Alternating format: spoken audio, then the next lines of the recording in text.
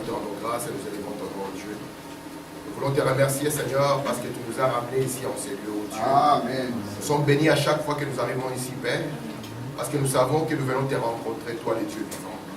Éternel notre Père, nous te rencontrons dans la forme de ta parole, Seigneur. C'est pour cela que l'heure, ô Dieu, la plus capitale est arrivée pour nous, Seigneur. Alléluia. Viens avec ta parole, viens avec ta révélation, et rencontre les besoins d'un chacun. Oh Dieu, nous l'avons chanté, que ton cœur est si grand, qu'il est si bon, et qu'il est si tendre, et qu'il sait pourvoir aux besoins de notre foi. Ainsi, Père, nous sommes venus ici, ô Dieu, avec beaucoup plus de soif de toi, Seigneur. Parce que plus le temps passe, ô Dieu, nous comprenons que si nous ne sommes pas immergés dans toi, ô Dieu, nous serons sujets de confusion, ô Père. Amen. Mais tu as envoyé Zorobabel, ô Père, afin que la confusion ne soit pas citée au milieu de nous, Père.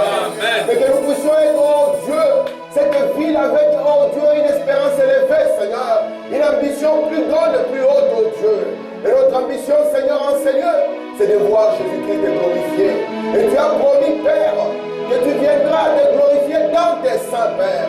Puisses-tu l'accomplir ici, Seigneur Jésus, au travers de la révélation de ta parole.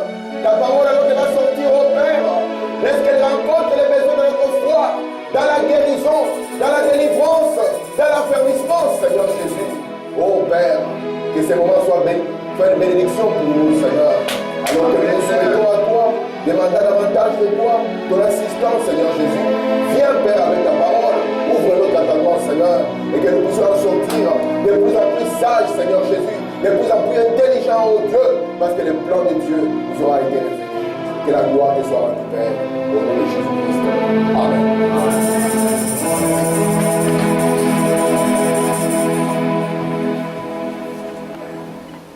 Alors que nous sommes debout, nous allons lire dans la parole de Dieu.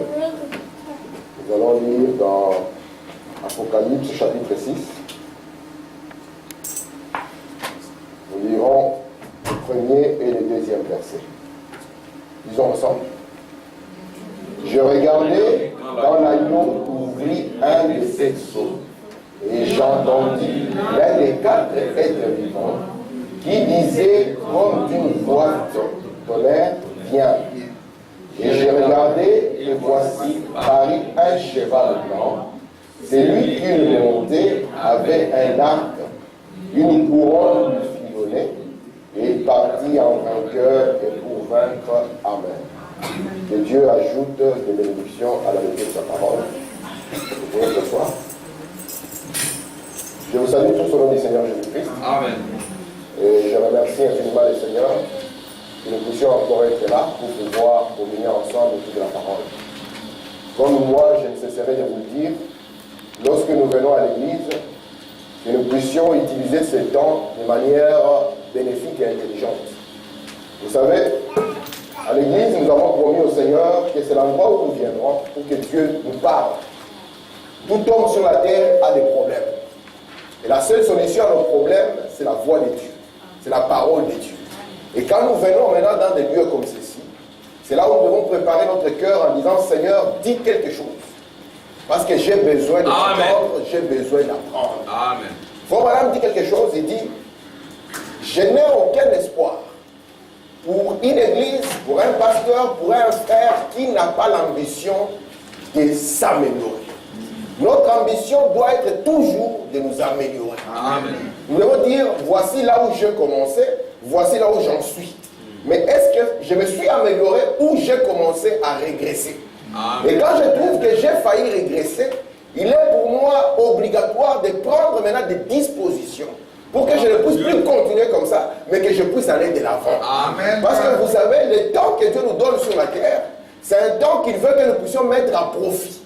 Et mettre à profit ce temps, c'est être pleinement dans la volonté parfaite de Dieu. Amen. Et c'est pour ça que nous voulons que chaque jour, nous puissions avancer dans le Seigneur.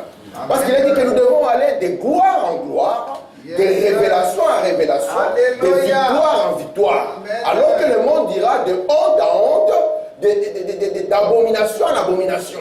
Mais Dieu pour nous dit, nous devons avancer. Amen. Et j'aimerais que chaque jour que nous venons à l'église, que nous puissions tirer quelque chose de Dieu dans notre expérience. Si nous sommes un jeune enfant, nous tirons quelque chose de Dieu, ça nous fait avancer, de sorte que plus plus Dieu devient de plus en plus réel pour nous. Nous l'avons vu dans la vie des frères Branham. Branham, plus il avançait, plus on le confondait avec Jésus-Christ. Et à la fin, on ne savait plus qui était Branham et qui était Jésus. C'était une confusion totale. Pourquoi? Parce que plus il a avancé, plus il s'est soumis complètement au Seigneur Jésus-Christ. Et que cela soit aussi notre modèle. De sorte que plus les années passent, plus on commence à nous confondre avec Jésus-Christ. Plus les années passent, plus au lieu de nous voir nous, on voit les attitudes et la manière de Jésus de même. C'est le but pour lequel nous sommes ici. Nous n'avons pas un autre but. Parce qu'ici, nous ne sommes pas les meilleurs enseignants qu'il y a. Il y a des professeurs d'université qui peuvent enseigner mieux que nous. Mais nous venons ici, non pas simplement avec notre capacité de parler, nous venons aussi afin qu'il y ait la touche de l'esprit qui puisse nous garder dans ces temps-ci. Amen. Et nous avons commencé donc avec vous à étudier les livres d'Apocalypse. Nous avons étudié l'Apocalypse, les livres des symboles. Et ici, remarquez l'écriture que nous venons de lire. C'est Apocalypse chapitre 6 qui nous parle de l'ouverture du premier sceau. Vous allez remarquer que malgré que Jean a parlé de cette ouverture, tout ce qu'il y a dedans ne sont que symboliques. Il dit ici, je regardais quand l'agneau ouvrit un de ces 7 sceaux. J'entendis, déjà l'agneau c'est un symbole, l'un des 4 êtres vivants, encore un symbole, qui disait comme d'une voix de tonnerre, encore un symbole, viens.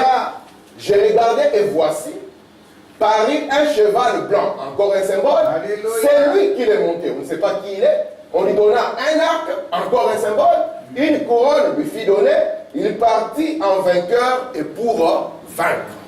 Mais souvenez-vous, nous sommes un peuple heureux. Je vous ai dit que dans ce sceau, Dieu avait caché son plan. Ce qu'il avait conçu en lui-même et qu'il devait mettre en exécution quand le temps serait accompli. Et remarquez, c'est ce qu'il y avait en lui, ce plan de rédemption devait nous révéler ce que Dieu devait réaliser au cours des âges de l'Église. Amen. Est-ce que ça va jusque-là? Amen. Merci Seigneur. Maintenant ici, dans Ecclésiaste 3, verset 1er, il est écrit ceci. Il y a un temps pour tout. Un temps pour toutes choses sous les cieux. Et Dieu détermine un temps pour chaque chose. Lorsque Dieu regarde Israël, il donne un temps à Israël. Lorsque Dieu regarde l'Église, il donne le temps à l'Église. Lorsque Dieu regarde le monde, il donne un temps au monde. De sorte que il y a un temps pour toutes choses qu'il y a sous les cieux. Même notre vie sur la terre a un temps. Amen. Et on serait de mauvais prédicateurs si on n'insisterait pas sur ça. Nous ne sommes pas éternels sur la terre. Nous sommes des passagers ici-bas. Vous savez, Frère Branham avait l'habitude, il parlait une fois d'un endroit où il y avait des squelettes. Vous voyez, des squelettes comme des crânes. Et il y avait un écriteau qui était là. Amen. Et cet écriteau disait, ce que vous voyez aujourd'hui, ce que nous sommes devenus aujourd'hui, nous étions comme vous hier. Vous comprenez ça? En d'autres termes, vous aussi, vous serez ce que nous sommes devenus. Mais alors la question est, quel est le but de l'homme ici-bas? Parce que Dieu ne peut pas lui dire, je te donne un temps, alors que ce temps n'a pas de sens. Mais Dieu lui donne un temps afin qu'il puisse faire quelque chose. Amen. Amen. Que nous puissions nous trouver dans la volonté parfaite de Dieu. J'insiste sur ça. Dans la volonté parfaite de Dieu. Donc il y a un temps pour tout. Et ici, je reviens sur le tableau que j'avais placé la dernière fois. Nous avons vu avec vous que Dieu a donné un temps pour Israël. Et le temps que Dieu donne pour Israël, nous l'avons appelé comment? Le temps pour Israël, c'est quoi? 70. La salle est vide. Le temps que nous donnons pour Israël, nous l'appelons comment? Les 70 semaines de Daniel. Ça, c'est le temps que Dieu a donné pour Israël. Dans Daniel 9, c'est Dieu qui parle à Daniel. Frère dit, cela s'est passé en l'an 538 avant la naissance de Jésus. Dieu dit à Daniel, 70 semaines ont été données. Amen. À ta ville et sur ton peuple. La ville sainte de Daniel, c'est Jérusalem. Le peuple de Daniel, là, ce sont les Juifs. Et ces 70 semaines, Dieu les a divisées en 3 parties. Il a montré d'abord qu'il y aura 7 semaines où Jérusalem sera rétablie. après les 7 semaines, depuis le rétablissement, il va s'écouler 70 semaines. Et après cela, va arriver celui qu'on a appelé le roi. Amen. Amen. Le roi va arriver. Et quand le roi va naître, nous serons à l'an 30. Le roi va faire une partie de la dernière semaine, la moitié, soit 3 ans et demi. Et puis le roi sera retranché. Et alors, Dieu a dit à Daniel, viendra alors un prince, et il viendra, il détruira la ville, et vous serez dispersés de par le monde. Et Branham nous a montré que Dieu est tellement lié à Israël, que Dieu ne peut pas abandonner Israël. Alléluia. Amen. Et remarquez maintenant, dans cette 70e semaine, au lieu de prendre les 7 ans qui formaient la dernière semaine, il a pris seulement d'abord 3 ans et demi. Et 3 ans et demi, c'était la première partie du ministère de Jésus sur la terre. Et quand Israël l'a rejeté, j'ai insisté sur ça la dernière fois, nous ne pouvons pas avoir les sceaux et nous ne sommes pas intelligents. Je ne peux pas vous dire avec les sceaux, allez boire la bière. Si je fais ça, ça signifie que je vous amène dans l'idiotie. Amen. Parce que je sais qu'aussi longtemps qu'on est sur la terre, dans le temps, les lois de Dieu courent. Amen. Amen. Et dans les lois de Dieu, il n'y a pas de favoritisme. Non. Amen. Un homme récoltera toujours ce qu'il sème. Amen. Et un homme intelligent ne va pas alors s'aimer n'importe quoi. C'est pour ça que la Bible dit, c'est lui qui sème avec les larmes, n'est-ce pas? Il reviendra en portant la chair. Amen. Amen. Mais si nous sémons le vent, sachez une chose, mes frères, la tempête nous tombera dessus. Amen. Et quand cette tempête viendra, il ne faudrait pas que nous puissions dire, oh Seigneur, qu'est-ce qui se passe? Amen. C'est pour ça que nous devons comprendre dans l'intelligence de Dieu quel est le temps d'ensemencer et quel est le temps de récolter. Amen. Amen. Par exemple, pour nos enfants, le temps d'ensemencer, c'est quand ils sont petits. Amen. La Bible dit, enseigne à l'enfant la voie qu'il doit suivre. Quand il sera grand, il ne va pas s'en détourner. Amen. Si toi, le père, tu deviens négligent dans cela, si tu montres à cet enfant, à celui-là, que l'école a plus de la valeur que la parole, n'attends pas demain que tu puisses récolter un enfant comme Branham. Cela ne se passera jamais. Frère Branham dit, je préférerais que vous puissiez rater votre travail plutôt que rater l'église. Amen. Ça, c'est Branham qui le dit. Pourquoi? Parce qu'il y a un temps pour ensemencer. Si tu montres à cet enfant qu'arriver en retard à l'église, ce n'est pas grave, mais arriver à l'école en retard, c'est grave, c'est une semence que tu donnes. Et demain, tu vas récolter ce que tu as semé. Amen. Et ici, Israël avait commis la plus grande faute. Lorsqu'on leur a présenté un roi, on a dit, Israël, voici ton roi. Quand il va regarder les amis, il a dit, le roi de qui? Puis là, qu'est-ce que tu es en train de dire? C'est pour ça que je conseille à mes frères de ne pas mettre les pieds dans la politique. C'est terrible la politique. Amen. On a dit, Pilate, si tu présentes Jésus comme le roi d'Israël, ça signifie alors que toi tu es ennemi de César. Nous n'avons qu'un seul roi, c'est César. Depuis quand les Juifs avaient cru que César était le roi? Mais à cause de la politique, il dit, si toi tu le fais, ça signifie alors que tu es un ennemi de César. Et Pilate, il prend peur. Il dit, Seigneur, si moi je suis ennemi de César, qu'est-ce que je vais devenir? Pourtant, la femme de Pilate avait dit à Pilate, n'aie rien à faire avec cet homme. Il est la parole de Dieu promise et accomplie. Toi, mets-toi de côté, ne te mêle pas de cette histoire, que tu ne puisses pas porter les sangs innocents. Pilate a dit, ok, politiquement parlant, diplomatiquement, on va se la jouer. Qu'est-ce qu'on va faire?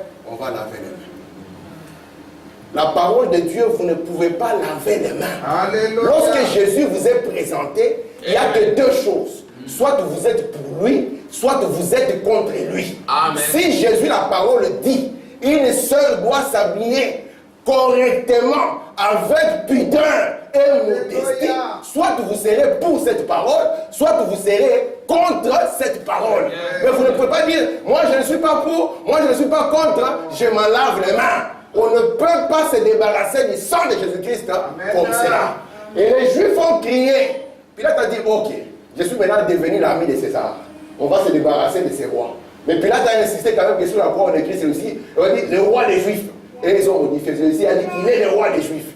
Et regardez maintenant, il dit là-bas, maintenant ce sang qui va couler, parce que le sang va couler. Qui doit en répondre? Eux-mêmes ils disent nous. Et pas seulement nous, mais aussi nos enfants. C'est pour ça qu'il dit qu'un père doit être intelligent. Amen. Un jour, on a amené frère Branham un enfant qui avait perdu l'esprit. Il avait les camisoles de force. Je ne sais pas si vous connaissez ça. Ici, quand quelqu'un perd l'esprit, on donne quelque chose, c'est vous qui ne bouge pas. Cet enfant est venu avec un camisole de force parce qu'on ne savait plus tenir l'enfant. Et quand on l'amène devant frère Branham dit, le Saint-Esprit m'a révélé que c'est quelque chose que son père avait fait. Et qui était revenu sur cet enfant. Quand vous êtes un père, vous êtes une porte d'une maison. Vous êtes un pasteur d'une maison. Et vous savez que le diable sait que s'il frappe la tête, tout tombe en débandade.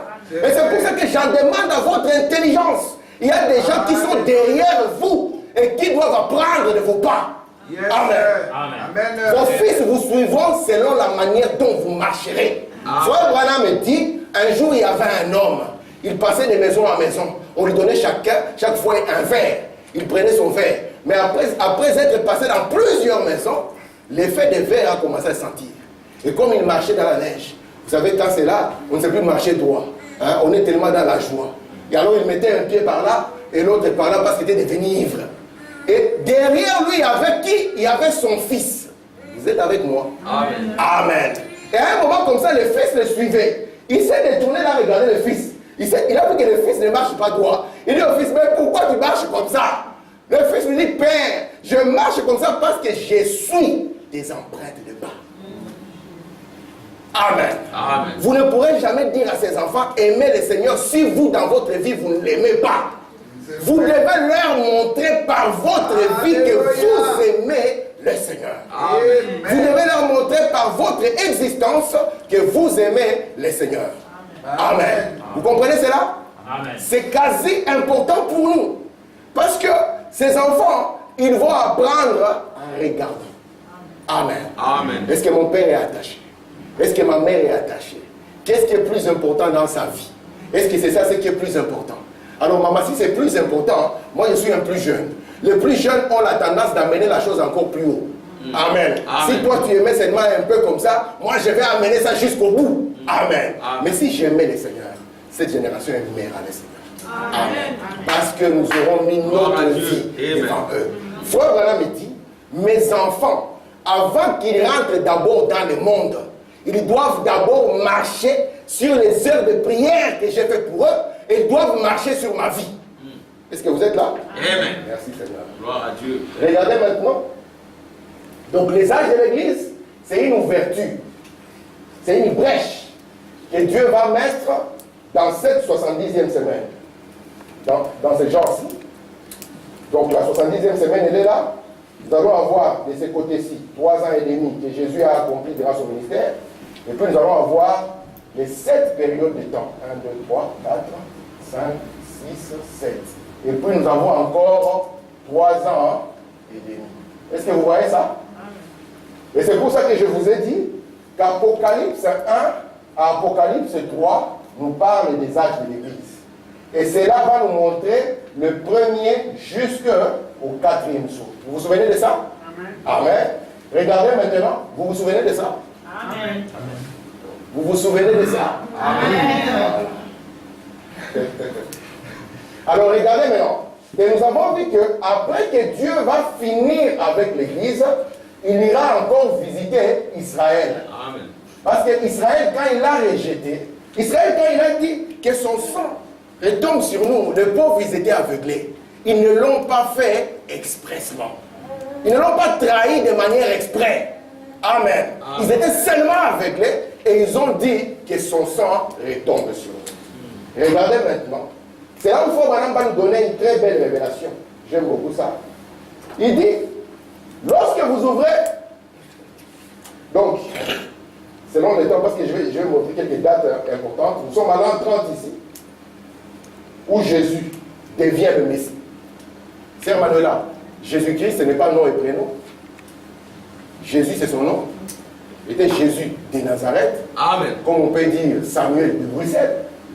Et puis à un moment, il est devenu le Christ. Il est devenu le roi. Donc Dieu est venu et il l'a roi. Amen. Amen. C'est pour ça que vous aussi, vous devez être loin. Et si vous ne voulez pas être loin par l'onction du lieu très saint, vous serez loin comme Babylone. Mais il doit y avoir une onction sur vous. Amen.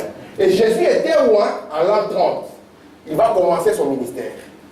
Et l'an 33, Jésus va mourir. Et il va consommer ici les 3 ans et demi de la dernière semaine que Dieu avait donnée à Israël. Amen. Alors, comme Israël là va les trahir, alors qu'ils n'ont pas fait exprès, Dieu, parce qu'il est juste, il va ouvrir le 5e sceau. De l'an 33 jusqu'à ce que les âges de l'Église soient terminés, il va mettre le 5e sceau. Nous l'avons lu, frère madame, de dire, si vous voulez le lire, le 5e sceau, paragraphe 445. Il montre qu'il va ouvrir le 5e sceau pour les mettre là. Parce que si vous lisez le 5e sceau, il est écrit quand il ouvrit le 5e sceau, il va voir des âmes sur l'autel. C'est là qui avait été martyrisé. Non pas à cause de Jésus-Christ, mais à cause de la parole de Dieu. Pour madame dire, vous voyez, il ne croyait même pas que Jésus était le Messie. Mais Dieu savait que parmi eux, il y avait les élus. Et Dieu les a mis là-bas. Amen. Alors ici va commencer le temps où Dieu va traiter avec les nations. Je reviens, après ceci, je vais revenir sur quelques actes. Regardez ici, dans Actes chapitre 10, il est écrit ceci. Vous savez ce qui est arrivé dans toute la Judée, après avoir commencé en Galilée, à la suite du baptême que Jean a prêché. Vous savez comment Dieu a oint du Saint-Esprit et des forces Jésus de Nazareth. Vous voyez ça? Amen. C'est quand on l'a oint ici qu'il est devenu Jésus le Christ. Amen. Ça? Il n'est pas né Jésus le Christ. C'est ici, suite au baptême que Jean a prêché, le Saint-Esprit est descendu. Et ici, c'est Pierre qui parle. Là. Il dit, vous savez ce qui est arrivé dans la Judée. Parce qu'à cette époque-là, il y avait 3 parties. La Galilée au nord, la Samarie au milieu et la Judée en bas. Et Jésus était un habitant de Galilée, là où on ne pouvait pas attendre qu'il y ait un prophète. Amen. Amen. Amen. Mais Dieu, là où c'est négligé, c'est là où Dieu sort sa gloire. Amen. Et remarquez maintenant, vous savez comment Dieu a oint du Saint-Esprit et de force Jésus de Nazareth. Amen. Donc à partir de ce moment, il n'est plus seulement Jésus de Nazareth, il devient maintenant Jésus le roi, Jésus le Christ. Amen. Qui allait de lieu en lieu en faisant le bien et guérissant tous ceux qui étaient sous l'empire du diable, car Dieu était avec lui. Maintenant, il va montrer qu'on va le tuer. Et Jésus sera tué vers l'an 33. Donc l'an 30, il faut madame donne 2 dates importantes à l'an 30. Mamie, le 2 avril de l'an 30, c'était un dimanche. Jésus entre à Jérusalem sous le dos de Nan, le petit Nanès, la fête des rameaux. Le 4 avril, qui est un mardi, les disciples autour de lui, quand ils sortent du tabernacle, lui posent la question. Il dit, Seigneur, as-tu vu ceci? Jésus leur dit, il ne restera pas ici pierre sur pierre qui ne soit renversé. Alors, Sœur Linda, comment est-ce qu'un frère madame donne ces dates? Un prophète, lorsqu'il raconte l'histoire, il retourne et voit la scène, comment il se passe. C'est pour cela que Moïse pouvait être là et commencer à raconter que le premier jour il y avait ça, le deuxième jour il y avait ça, le troisième jour il y avait ça. Amen. Moïse, est-ce que tu étais là? Non, je n'étais pas là physiquement, mais un prophète a la capacité. Parce que l'onction qui vient sur eux a les yeux devant, a les yeux dedans et a les yeux derrière. Amen. C'est pour ça qu'il revient à vous dire, c'était un mardi. On lui a posé la question. Il donne même la précision du temps. Amen. Branham nous a donné même le temps de ce qui s'est passé en Éden. Il dit, vous voyez, cette scène s'est passée comme ça, et l'autre scène s'est passée comme ça. Ici, Branham vient et dit, il y a 3 questions qu'on a posées à Jésus. Quand est-ce que arrivera ceci? Donc, quand il n'y aura pas pierre sur pierre, Branham dit, les 2 premières questions, c'était dans les après-midi. Et la dernière question était le soir. Amen. Amen. Du temps du mardi 4 avril de l'an 30. Amen. En l'an 33, Jésus, on le crucifie. On pense qu'on a fini de lui. William Branham dit, un héros ne meurt jamais. Ce sont les lâches qui meurent. Si vous refusez de prendre position pour ce message, vous êtes un lâche. Et vous allez mourir et vous serez jeté dans les tiroirs de l'histoire. On ne vous connaîtra plus. Mais si vous voulez demeurer accrochez-vous au Seigneur Jésus-Christ. Et quand vous vous y accrochez, Jésus qui est la parole, on ne pourra jamais effacer votre souvenir. Amen. L'an 33, Jésus est sur la croix. Les disciples et les pharisiens disent, on a fini de cette histoire. Et puis il menace les disciples. C'est lui qu'on va entendre. Tout le monde se cache. Parce que tout le monde a peur. Il se cache dans les caves. Vous savez, si vous étudiez l'histoire du christianisme, vous verrez que le christianisme n'a traversé qu'une mare de sang. Les frères ont souffert pour que cet évangile arrive. Si cet évangile n'avait pas Dieu, ça ne pouvait jamais nous arriver. Amen. Les gens ont été tués, torturés pour que la parole de Dieu nous vienne à nous. Amen. Et c'est pour ça que nous n'avons pas le droit de manquer le respect à sacrifices qui ont été faits pour que l'évangile puisse nous arriver. C'est pour ça que Branham me dit, qu'est-ce que moi je dirais à Dieu que j'aurais fait pour cet évangile? Quand les autres sont morts, quand les enfants ont été tués, quand les gens ont perdu leur famille, et moi je serais indifférent. Et je dirais, ouais, c'était une bonne prédication, hein, c'est bon, magnifique. Que ferons-nous de ces Jésus aussi? Amen. Qui est la parole vivante aujourd'hui? Amen. Amen. Quand pour nos intérêts du travail, on donnera une position contraire, que ferons-nous de ces Jésus? Quand le gouvernement prendra des lois qui sont contraires, que ferons-nous de ces Jésus? Amen. En France, ils ont dit, fini la fessée. Il n'y a que les partis d'extrême droite qui ont dit non. Non. Vous voulez arracher aux parents leur... Mais c'est quoi ça? La Bible a dit, éloigne les bâtons de ton enfant et tu vas les gâter. C'est vrai. Pas les fesser. Aussi longtemps qu'une loi est contre la loi de Dieu, nous n'acceptons pas. Amen. Amen. Nous n'acceptons pas. Gloire à Dieu. Amen. Même si on dit que toutes les églises doivent être ouvertes, il faut bénir des hommes. Vous m'amenez des hommes ici, je dirais non. C'est contre la loi de Dieu. Amen. Et je dirais aux frères même, répandez-vous. Parce que c'est un danger sur vous. Amen. Et si nous venons permissifs, quel sera ce message? Branham va abandonner ses enfants pour que cet évangile puisse partir. Et quel sera notre sort à nous? Manger les steaks et puis rester chez nous et être content. Alors que nous avons une responsabilité chacun. Amen. Frère Branham dit que l'église ne peut pas abandonner les malades aux médecins. Et il dit que votre attitude à vous peut empêcher la guérison de quelqu'un. Amen. Si nous faisons n'importe quoi en dehors, alors que nous devions tous venir dans la tente, Seigneur, fais quelque chose. Amen. Nous avons un cas ici, Seigneur. Nous voulons te voir. Amen. Amen. Gloire à Dieu. Amen. Donc l'an 33, les disciples se cachent. Ils ont peur pour leur vie. Mais Jésus, il savait qu'un homme par lui-même ne peut pas y arriver. Alors il leur a dit, il viendra une puissance. Et je crois que cette puissance a gardé Branham étant jeune. Il a gardé étant âgé. Il a gardé durant tout son parcours. La même puissance est capable de garder nos enfants. Amen. Amen. Comment dans un monde corrompu? Oui, dans un monde corrompu, la même puissance est là. Amen. Amen. Parce que ce n'est pas par hasard que Dieu nous a amenés dans cet âge. Il nous a amenés dans cet âge et nous a déclaré vainqueurs. Amen. Amen.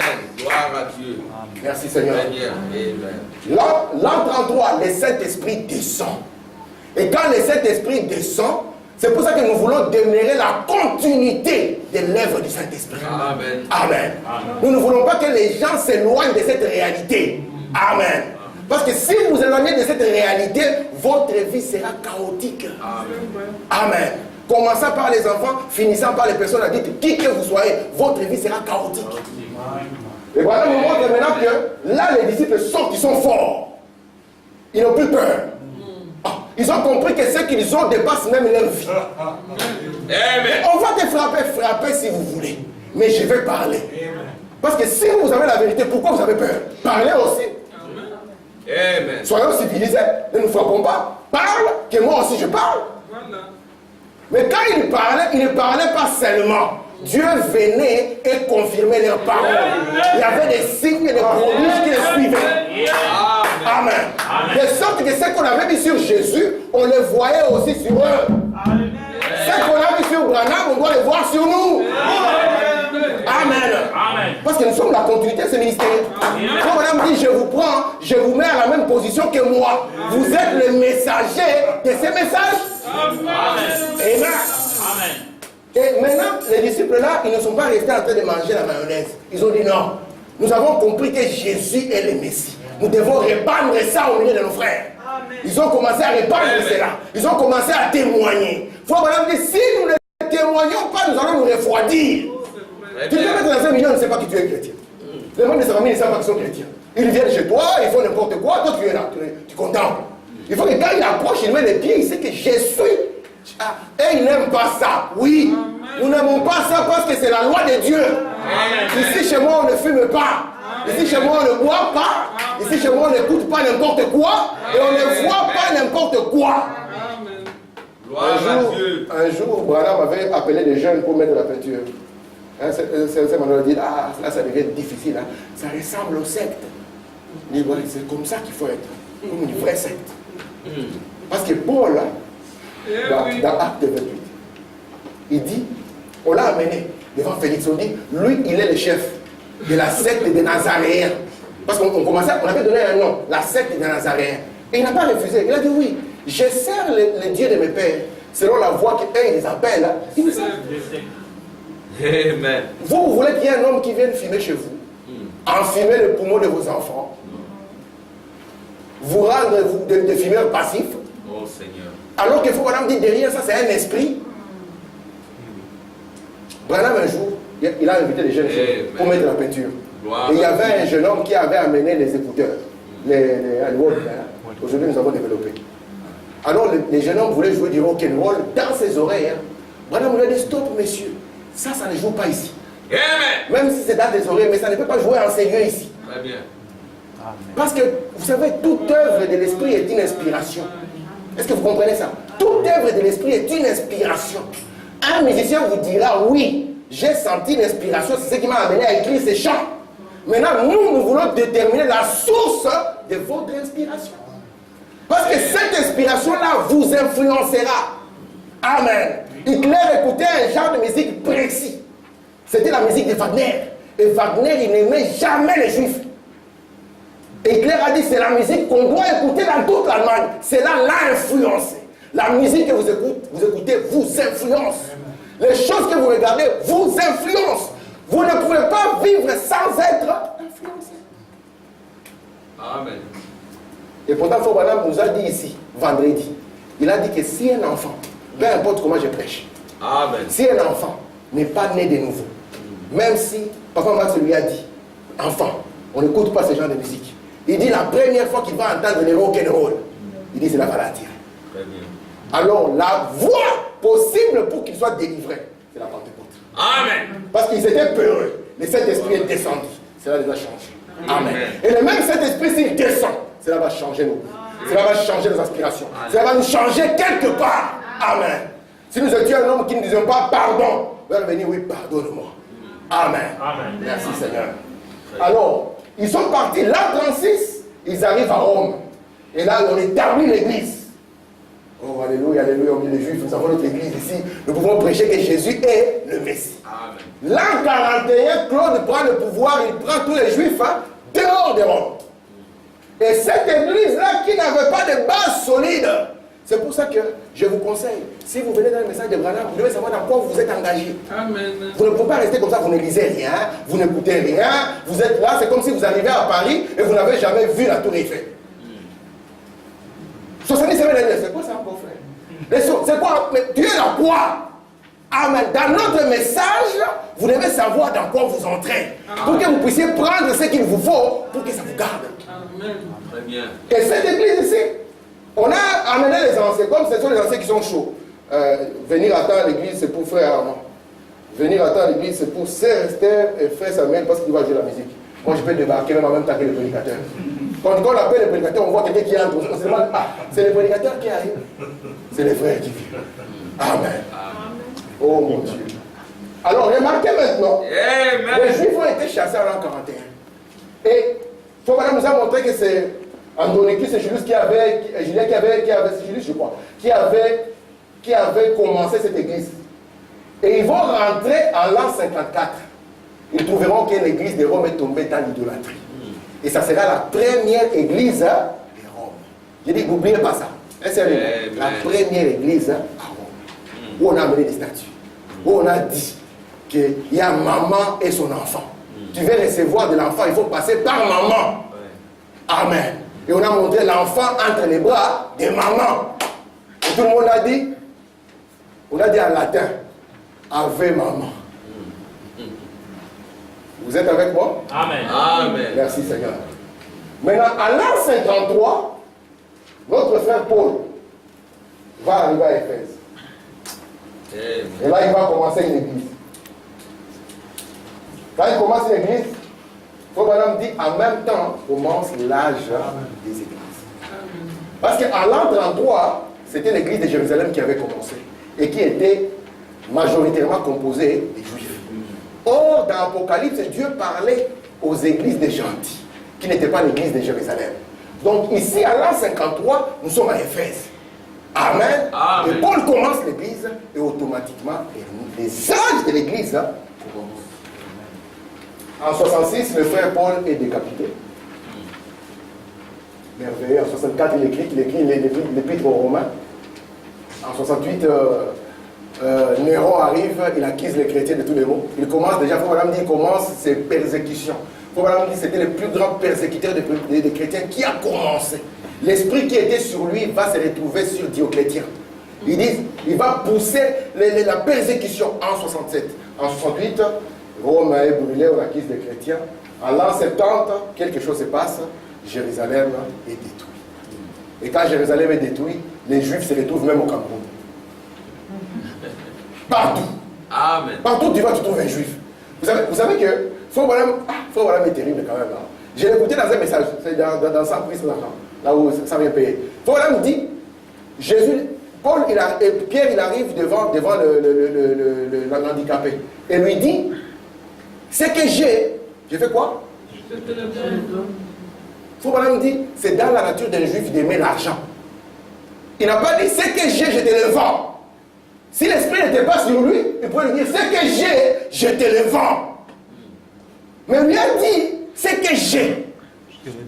Amen. C'était un juif changé. Amen. Parce que dans la nature d'un juif d'aimer, d'ailleurs, madame vous conseillera les fêtes, les affaires avec les juifs. Hein, c'est Lina. Il dit, c'est le peuple de Dieu, béni soit. Tu donnes l'argent. Parti. Amen. Amen. Merci Seigneur. Allez, nous commençons à entrer dans la leçon du jour. Exposé de cet âge, je suis à la page 74. Comme on dit, Paul a fondé l'église d'Éphèse vers le milieu du 1er siècle. Ceci nous permet de fixer la date du début de l'âge de l'église vers l'an 53 après Jésus-Christ. Là, les âges de l'église commencent. Mais la sœur Nina, c'est quoi un âge de l'église? Tu as dit qu'il y a 7 âges de l'église.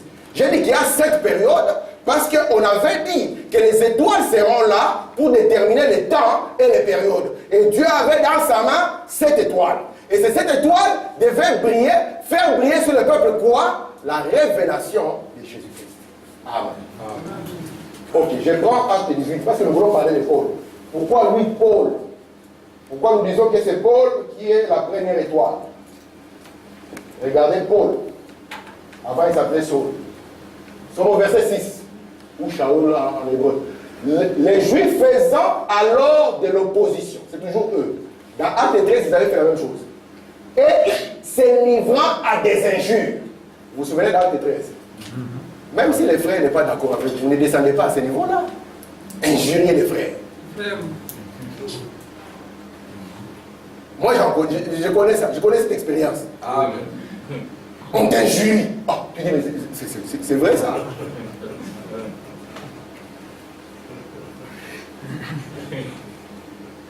Si le Saint-Esprit n'est pas sur vous, c'est dangereux.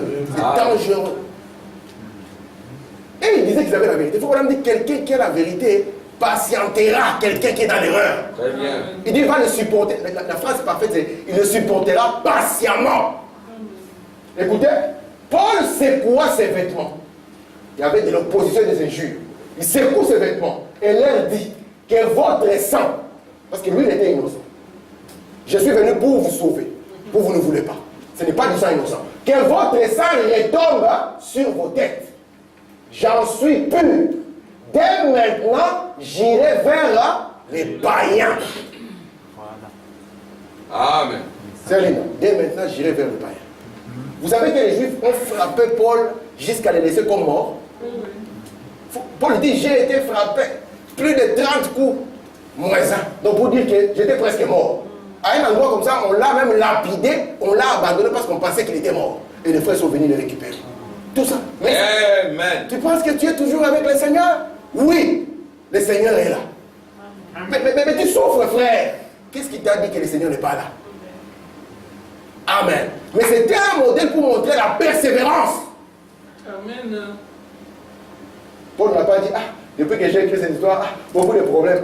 Moi je retourne chez Gamaliel. Et puis Gamaliel lui donne le micro rouge, il passe devant. Dit que c'était faux. Le message là, il est faux, frère. Il avait la persévérance. Amen. Regardez dans Galates 1. Je vous déclare, frère, que l'évangile qui a été annoncé par moi n'est pas de l'homme. Donc Paul, ce n'est pas un homme qui a commencé à l'enseigner. Paul, ce n'est pas un petit pasteur qui lui a dit, viens dans ma petite église pour recevoir de petites prédications. Paul a dit, je suis fatigué de ça, des petits pasteurs qui prêchent de petites prédications. Amen. Amen. Écoutez, car je n'ai reçu ni appris d'un homme, mais par une révélation de quoi? De Jésus-Christ. Ça nous ramène automatiquement dans l'Apocalypse. Révélation de Jésus-Christ. Et Paul reçoit la révélation de Jésus-Christ. Non pas par un homme, mais Dieu le considère comme un prophète. Parce que la révélation ne peut venir que par un prophète. Paul saisit cette révélation. La révélation de Jésus-Christ. Amen. Amen. Amen. Regardez maintenant, Galates 1. Mais lorsqu'il n'est plus à celui qui m'avait mis à part, donc Dieu a mis Paul à part. Mais maman, Paul était à part, il a quand même participé au maître des tiens. Dieu l'avait mis à part dès les seins de sa mère. Amen. Et qui m'a appelé par sa grâce. De révéler. Par moi? Non. De révéler comment? De révéler en moi. Vous voyez comment la parole, la Bible est parfaite. Paul n'est pas venu présenter Jésus autrement. Il est venu, voici Jésus. Révéler en moi son Fils, afin que j'annonçasse parmi les païens. Aussitôt, je ne consultais ni la chair ni le sang. Il n'est pas venu chercher un vieux qui va lui mettre du poids. Non. On est venu comme des politiciens. On va faire l'alliance avec qui? Comme la LVA va quitter le gouvernement. On cherche la force où? Il dit, je n'ai consulté ni la chair ni le sang. Je ne montais point à Jérusalem vers ceux qui firent apôtres avant moi. Mais j'ai parti pour l'Arabie. Qu'est-ce que Paul est parti faire en Arabie? Branham dit qu'il est parti prier et étudier la parole. Parce qu'il voulait confronter son expérience à la parole de Dieu. Oh, je suis en train de prier, je vois un ange qui me dit, ma fille, ce n'est pas grave, il y a des pantalons pour femmes. Vas-y, porte ton pantalon, va prêcher. Va dire au monde que Jésus vient bientôt, répentez-vous. Et tu viens devant les gens, j'ai vu un ange. Paul ne l'a pas fait, il est parti étudier. Il a dit, j'ai vu une lumière, j'ai vu cette même colonne de feu. En ayant étudié, j'ai compris que c'est cette colonne de feu, est-ce que c'est vraiment elle? Faut madame dire, il a passé 3 ans et demi à étudier. Et quand il finit, maintenant il dit, 3 ans plus tard, j'ai monté à Jérusalem pour faire la connaissance de Céphas, Pierre. Je demeurai 15 jours chez lui. Je n'ai vu aucun autre des apôtres, si ce n'est Jacques, le frère du Seigneur. Donc Jésus avait son frère. Si Jacques était de cet âge ici, il viendrait, je suis le frère du Seigneur. C'est comme au Congo, dit, je suis le frère du président. Amen. Amen. Il a eu une expérience avec Céphas, Paul est parti. Si vous lisez dans Galates 2, Paul est revenu vers 14 ans plus tard. Et 14 ans plus tard, il met son évangile sur la table. Pierre met son évangile sur la table, c'est la même chose. Et ils comprennent seulement que toi, tu es pour les païens, moi, je suis pour les juifs. Mais quant à la substance et révélation, nous avons la même chose. Amen. Très bien. Amen. Galates 2. 14 ans après, j'ai monté de nouveau à Jérusalem parce que la parole de Dieu ne peut pas exclure les anciens. Amen. Alléluia. Non. Gloire à Dieu. Écoutez, avec Barnabas ayant aussi pris Tite avec moi, c'est puis d'après une révélation que j'ai montée. Je leur exposé l'évangile que je prêche parmi les païens. Je l'exposais en particulier à ceux qui sont les plus considérés, afin de ne pas avoir couru en vain. Ouais, afin de n'avoir couru en vain. Parce qu'on doit voir, est-ce que ce que tu prêches, c'est le message? Amen. Amen. Ainsi, Paul est le premier à partir. C'est Linda. Si maintenant Paul, lui, que Dieu a envoyé par la révélation de Jésus-Christ, te dit qu'il n'est pas permis à une femme d'enseigner, tu trouves une autre madame qui vient avec sa Bible et son pantalon. Il augmente d'une honte à l'autre. Et puis il te dit, Sœur Linda, écoute ce que le Seigneur dit. Qu'est-ce que tu vas voir?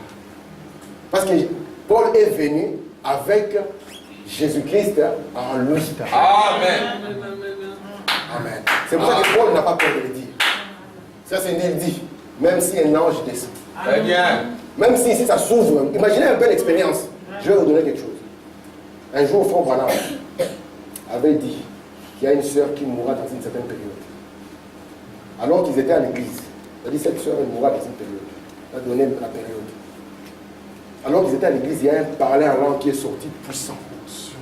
Une onction qui a saisi les gens, où vous sentez même les cheveux s'hérisser. Vous savez ça? Ils ont senti cette onction. Billy Paul, son fils, était là. Qui a dit, ma fille, tu ne mourras pas. Branham n'a rien dit. La réunion a fini, les gens étaient sous la forte onction. Billy Paul était troublé. Il dit, papa, mais tu as fait dire. Et je sais qu'il ne te laisse pas dire n'importe quoi. J'ai déjà expérimenté cet ange. Ce qu'il dit est terrible. Amen. Amen. Amen. Mais qu'est-ce qui se passe? Voilà, il a dit, est-ce que ce qu'il dit faillit? Ça avait réglé la question. Et ce que Branham avait dit dans le cadre est arrivé. Amen. Amen. Un jour, il y a une sœur qui vient. Frère Branham, tu avais dit, c'est même sur la bande, qu'ainsi dit le Seigneur, je suis guéri.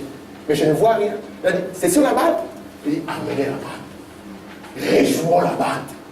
On a réjoui la bande. On a entendu cela. Voilà, va dire, vas-y, tranquille. Que tu ne veuilles pas te guérir. Amen. Gloire à Dieu. Amen. Parce que son attitude de revenir et de demander la bande, ça signifie qu'elle croyait. C'est sur la bande, frère madame. Comment ça peut être? C'est sur la bande. Très bien. Amen. Amen. Il n'a pas connu, c'est un faux prophète. Je vous promets, c'est sur la bande, frère. Il est venu, il a dit, ah, c'est sur la bande, frère. Très bien. Amen. Amen. Merci Seigneur. Écoutez maintenant. Je vais arriver. Ah, merci Seigneur, je vais encore prendre le temps. Je suis là exposé, page 73. Le messager, l'ange de l'église d'Éphèse, était l'apôtre Paul. Il est indéniable qu'il était le messager du premier âge de l'ère des nations. Bien que ce soit Pierre qui ait reçu l'autorité d'ouvrir la porte aux gens des nations, c'est Paul, c'est à Paul qu'il a été donné d'être leur apôtre et leur prophète. Il était le messager prophète pour les gens des nations. Sa fonction de prophète, par laquelle il reçut l'entière révélation de la parole pour les gens des nations, confirme qu'il était leur messager. Amen. Personne n'a le droit d'amener autre chose que ce que Paul a. Amen. Et s'il est fait qu'il soit maudit. Amen. Frère, tu maudis les gens, ce n'est pas moi, c'est l'écriture. Quand on dit qu'il soit à la terre, ça signifie aussi qu'il soit maudit. Et c'est Paul qui parle comme ça. Amen. Amen. Là, je l'ai fait, écoutez ceci. Bon, le premier âge de l'église a commencé aux environs de l'an 53 après Jésus-Christ, lorsque Paul a établi l'église à Éphèse lors de son voyage missionnaire. Établi l'église à Éphèse, l'église d'Éphèse, il a enfuit les pasteurs jusqu'à ce qu'il soit décapité en 66. Ok. Merci Seigneur. Maintenant, regardez comment va se dérouler les sous dans les âges. Je prends cette citation. Premier sur paragraphe 1. Remarquez ce qui se passe. Lorsque nous continuons, en voici le plan. La première chose qui se passe, c'est qu'il y a d'abord une annonce dans les cieux. Qu'est-il arrivé? Un sceau est ouvert. Qu'est-ce? Un mystère est dévoilé. Et quand un mystère se dévoile, alors une trompette sonne et déclare une guerre où un fléau tombe et un âge de l'Église commence. Cette guerre, qu'est-ce que c'est? L'âge de l'Église saisit le mystère de Dieu, la révélation de Jésus-Christ, qui n'est pas encore pleinement révélé à ce moment-là. Il saisit ce mystère de Dieu, puis il va vers le peuple, après que le mystère lui a été donné. Il va vers le peuple. Qu'est-ce qu'il fait? Il commence à proclamer ce message. Cela déclenche quoi? Une guerre spirituelle. Donc il va saisir son mystère. Parce que il y a d'abord une annonce qui est faite dans les cieux. Amen. Il saisit cela, la révélation de Jésus-Christ. Il le proclame par une trompette. Amen. Amen. Amen. Et cela déclenche l'âge de l'Église. Amen. Amen. Vous comprenez ça? Amen. Et ça sera les sons naturels. Donc nous voyons Paul saisir. Il vous dit, écoutez mes frères, si un ange vient, il commence à proclamer. Il met les bases du christianisme. Il dit le christianisme, le voici. En dehors de ceci, il n'y a pas de christianisme. Appelez un musulman. Posez la question à un musulman. Qui est le vrai fondateur du christianisme? Le musulman vous dira. C'est Paul. Amen. Parce que Paul est celui qui a tout défini. Il a montré même comment baptiser. Il a montré même la divinité. Il a tout montré. Il a montré la position de la femme. Il a montré la position d'un pasteur. Il a tout montré. Amen. On a placé la base. Parce que selon Ésaïe 49, il devait être quoi? La lumière des nations qui devait briller jusqu'aux extrémités de la terre. Amen. Amen. Ok. Maintenant, remarquez ici. N'oubliez pas ceci, Église. 5e saut, paragraphe 140. Frères qui écoutez la bande, je veux que vous examiniez bien ceci. Comment les hommes pouvaient-ils agir autrement que par la puissance de Dieu qui leur avait été envoyée? Pour illustrer ça, je vais poser cette boîte ici. Si Dieu envoie un certain esprit parmi les gens, ils ne peuvent travailler que par ça. C'est cet esprit qui opère parmi eux. Maintenant, nous allons le prouver par l'histoire de l'Église, par l'ouverture de sceaux et les puissances qui ont été envoyées. Vous remarquerez que l'Église obéissait parfaitement à l'onction et ne pouvait faire rien d'autre. Et donc, le premier, c'est le lion qui a rugi, cette parole pure et sans mélange. Amen. Donc, quand Paul prêche, l'onction qui vient sur les croyants, c'est l'onction du lion. Et il faut maintenant dire, cette onction, c'est l'onction d'une parole pure sans mélange, c'est la puissance de l'esprit. Il faut maintenant montrer encore, il dit c'est la fermeté, la dureté. Il dit la fermeté. Pierre, il mange en faisant semblant, il veut jouer à l'hypocrite. Lui qui est plus ancien que Paul. Il a laissé passer ça. Non. Est-ce qu'on avait fait une réunion de réconciliation des anciens? Non. Parce que quand quelqu'un a l'esprit, il comprend qu'ici j'ai bronché. Et il revient tranquillement. Parce qu'il faut même dire, un saint, c'est un pécheur repentant. Amen. Tous ils sont pécheurs. Mais un devient saint. Pourquoi? Parce que c'est un pécheur repentant. Toute sa vie, il ne fait que repentir. Ah, ici j'ai mal fait. Ah, je corrige parce que demain je vais faire mieux. Amen. Amen. Amen. On n'a pas dit la réconciliation entre la guerre de Paul. On avait d'abord les musiciens. Les musiciens chantent d'abord au concert de réconciliation. Et puis les anciens viennent. Chacun avec son groupe et son camp. Et puis un pasteur vient au milieu. Et il prêche la réconciliation. Il amène les écritures bibliques. Et les pasteurs s'embrassent. Jusqu'à la prochaine guerre.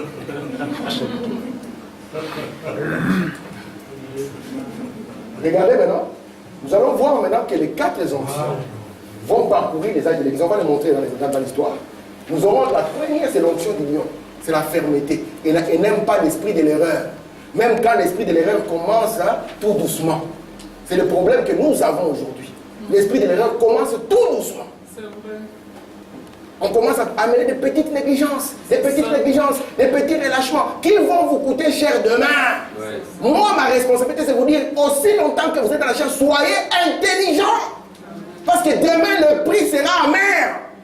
Et vous allez chercher, comment c'est arrivé? Comment c'est arrivé?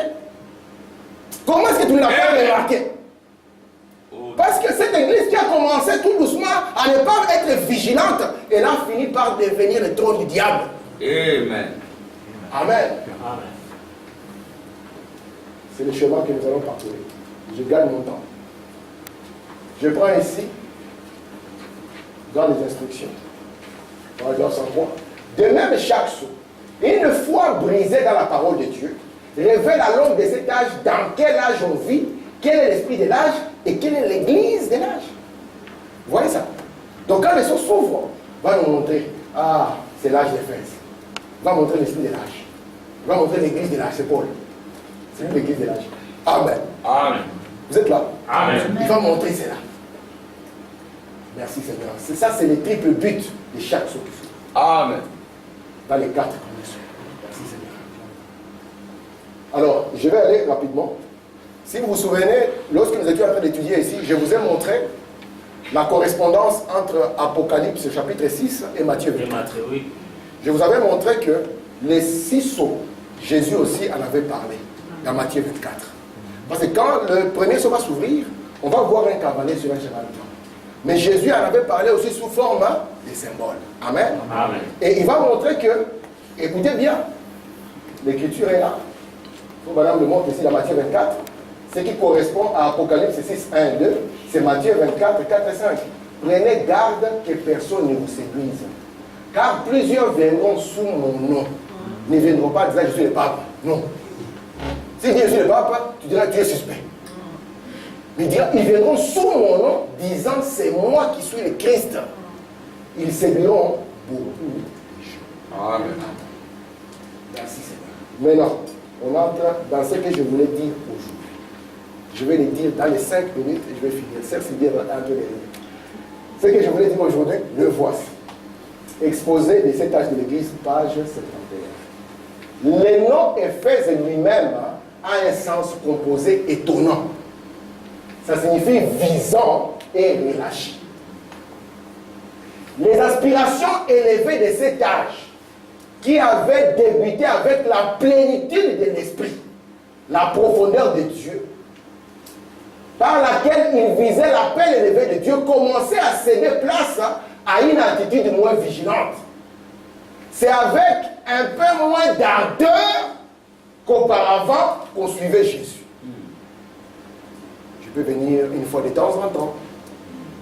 Et puis avant de dormir, Seigneur, bénis ma journée. N'est-ce pas, Seigneur, que j'ai fait ma part? Gloire à Dieu, fais ta part, gardez-moi. Et puis aussi, n'oublie pas, bénis mon père, bénis ma mère, bénis mon grand-père. Seigneur, donne le travail à celui-là. Au point que Dieu est devenu comme un garçon de course. Écoutez. Ce qui présageait l'attitude du véhicule physique qu'est l'Église dans les âges suivants, où elle allait sombrer dans l'horreur des profondeurs de Satan. Elle s'était relâchée et commençait à dériver. Cet âge, déjà cet âge rétrogradé, il abandonnait son premier amour. Frère Branham me dit, les foyers sont cassés parce qu'on a abandonné les premiers. Les églises sont brisées parce qu'on a abandonné le premier amour. Toute négligence se paye cash. Comme un prédicateur nous avait raconté, une fois c'était le frère Beckett. Il avait dit, c'était un monsieur allemand. Il était chez lui, en train de lire le journal, alors que sa femme préparait le déjeuner. Et sa femme a commencé un peu à pleurer comme ça. Elle a dit, mais chérie, tu pleures pourquoi? Moi, mon chéri, tu ne m'as jamais dit que tu m'aimes. Le monsieur a dit, mais je te l'avais dit à l'hôtel, non? Quand on s'était marié là à l'hôtel, je t'ai dit que je t'aime. Donc, si j'avais changé d'avis, je te le dirais. Continue à préparer le déjeuner. Branham nous montre que toute négligence, elle va se payer cash, que vous soyez un élu ou pas. Ça n'a rien à voir avec ça. Ça n'a rien à voir. Je ne dis pas ici que si vous faites ça, vous irez à l'enfer. Non. Je vous demande seulement d'être intelligent.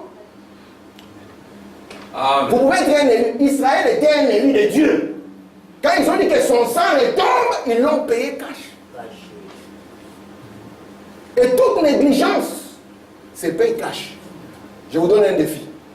Nous sommes le 30e aujourd'hui. Le 9 décembre. Promettez-moi que vous n'allez plus laver vos dents jusqu'au 9 de l'autre fois. Et nous allons voir les constats de cette négligence. Celle nous a dit, ah! Ici quand on va chanter, ça sera grave. Toute toute négligence se paye. Vous comprenez mes frères? Je vais lire quelques citations ici. Il faut vraiment dire ceci. Dans la porte, ce ne sont pas les petites choses, hein. Ce sont les petites choses que nous négligeons parfois de faire, hein, qui brisent toute la chaîne. Vous voyez? Et nous amènent dans le relâchement. Nous soucions juste de notre dénomination. Oubliant ces petites choses qui sont en fait des choses essentielles. Tout. Chaque parole de Dieu est essentielle. Amen. Les enfants sont partis dormir. Tu as prié avec eux? Non. Deuxième jour, ils sont partis dormir. Ben non. Troisième jour, ils sont partis dormir. Non. La prière en famille, fini. Nous sommes des frères. Amen. On a la photo de la nuée, ça suffit. Il faut même dire les petites choses nous amènent dans le relâchement. Amen. Amen. Et quand ça nous amène dans le relâchement, oubliez que ce sont ces petites choses qui font tout l'essentiel. C'est ce qui tiendra cette famille. C'est ce qui tiendra ces enfants. Amen. C'est le moment où tu viendras, les enfants viendront, nous allons prier le Seigneur. Les enfants, nous retenons, remercions le Seigneur. Avant chaque chose, mes enfants, priez le Seigneur. Amen. Gloire à Dieu. On a dit que ce n'est plus important. Il faut maintenant dire, le désir fervent d'être agréable à Dieu. Seigneur, est-ce que la manière dont je m'habille ici, je suis agréable, Père? Est-ce que ça t'identifie? Est-ce que si Jésus avait la forme d'une sœur, il s'habillerait comme ça? Est-ce que si Jésus avait la forme d'un frère, parce que les frères aussi ont des habits, tu te demandes, hé, c'est un frère? Oui, c'est un frère. Donc, ils ont tellement des histoires. Tu dis, c'est un frère? Oui, c'est un frère. Il faut voilà me dire, le désir fervent d'être agréable à Dieu, la passion de connaître la parole. La passion, je dois connaître la parole, Seigneur. Parce que comment est-ce que je vais te servir alors que je ne te connais pas, alors que je ne connais rien de la parole? Je dois lire, je dois prier, je dois avancer. Il faut vraiment dire, la volonté de s'avancer dans l'esprit, tout cela avait commencé à s'estomper. Et cette église, au lieu d'être enflammée du feu de Dieu, s'était refroidie et était devenue un peu formelle, tranquille dans l'église. Je dirais amen à la sortie. C'est là ce qui était arrivé aux Éphésiens, à l'époque qui devenait un peu formel. L'abandon à Dieu disparaissait, les gens se souciaient moins de ce que Dieu pensait d'eux, alors ils commençaient à se soucier de ce que le monde pensait d'eux. Oh Seigneur. La deuxième génération, nos enfants, vous comprenez maintenant? Regardez ce qui va suivre. La deuxième génération qui suivait était comme Israël. Ils ont réclamé un roi. Amen. On va avoir des frères qui rappent maintenant pour le Seigneur. Mais c'est ce qui arrive. Vous savez qu'il y a des raps chrétiens. C'est arrivé comment? On a du reggae chrétien, du zouk chrétien. Le rap chrétien est arrivé. Demain, on aura les techno chrétiens. C'est la deuxième génération. À cause du relâchement. Amen. Regardez. Cette citation est capitale. Prisonnier, paragraphe 39. Ne jugez jamais votre vie par la puissance que vous avez d'accomplir des miracles. Amen. Ne nous jugeons pas nous-mêmes par les degrés de connaissance qu'on a de la parole. Amen. Regardez, en arrière, faites un inventaire du genre de fruits que porte la vie que vous menez. Amen. Amen. Gloire à Dieu. Écoutez, j'aime beaucoup la fin là. Il dit ici, il parle de la réflexion de la vie chrétienne. Refléter la vie chrétienne. Amen. Ah, merci Seigneur.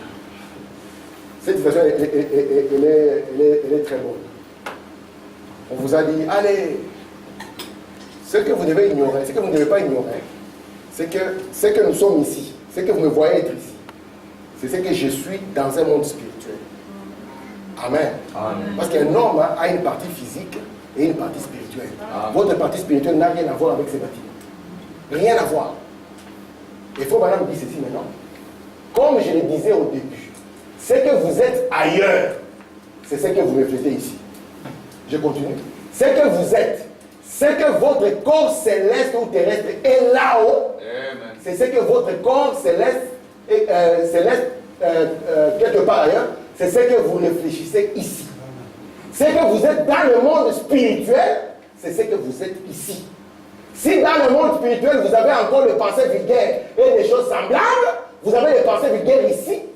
Si vous avez toujours de la malice, l'envie et les querelles, c'est ce que vous avez dans les domaines spirituels et ça se reflète. Amen. J'aimerais lire mes dernières citations. Amen. Hébreux, chapitre 2, première partie. Mon madame dit ceci.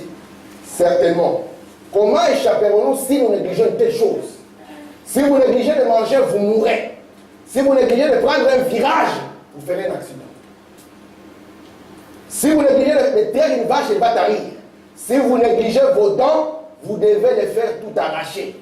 Certainement, vous payez pour votre négligence. Rappelez-vous, dans les signes, par exemple 70, Israël a payé pour chaque péché qu'il a commis. Et nous aussi, nous payerons. Quel relâchement parmi nous? Resserrez la nuit. Révélez à Dieu, l'Église. Je ne dis pas ces choses pour vous contrarier. Je vous les dis pour vous mettre en garde. Amen. Amen.